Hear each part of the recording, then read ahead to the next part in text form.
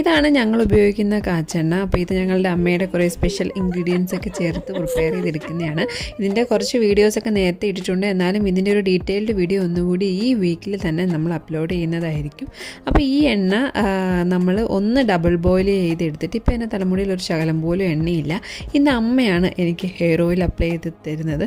അപ്പോൾ ഞങ്ങളിങ്ങനെ പറയുമായിരുന്നു, പണ്ട് കാലത്തൊക്കെ ഇതുപോലെ എണ്ണ വാരി പൊത്തി, പണ്ടൊക്കെ നമുക്കറിയാമല്ലോ 90s കിഡ്സിനൊക്കെ നല്ലതുപോലെ അറിയാമല്ലോ, ഒരുപാട് എണ്ണയൊക്കെ വാരി പൊത്തി രണ്ട് വശത്തേക്കൊക്കെ പിന്നി കെട്ടി വൈകുന്നേരം വരുമ്പോഴത്തേനും മുഖം മൊത്തം എണ്ണയൊക്കെ ഒലിച്ചിരിക്കുന്ന ഒരു കാലഘട്ടമൊക്കെ നമുക്കുണ്ടായിരുന്നു അല്ലേ.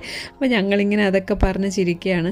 അപ്പോൾ അമ്മ എൻ്റെ ആ ഒരു ഡെലിവറി ടൈമിൽ അമ്മ കുറേ കൂടെ മുടിക്ക് നല്ല കെയർ കൊടുക്കുമായിരുന്നു. കാരണം ആ ഒരു ടൈമിൽ നമുക്ക് ഒരുപാട് മുടി ഹെയർ ലോസ് ഉണ്ടാവുന്ന ടൈമാണെന്ന് അമ്മ പറയുന്നത് കേട്ടിട്ടുണ്ട്. പക്ഷേ എനിക്ക് വളരെ കുറവായിരുന്നു. അമ്മയുടെ ഈ ഒരു കെയർ കൊണ്ടിട്ട് മാത്രമാണ് എനിക്ക് അങ്ങനെ ഒരുപാട് ഹെയർ ലോസ് ഒന്നും ഞാൻ ഫേസ് ചെയ്യേണ്ടതായിട്ട് വന്നിട്ടില്ല.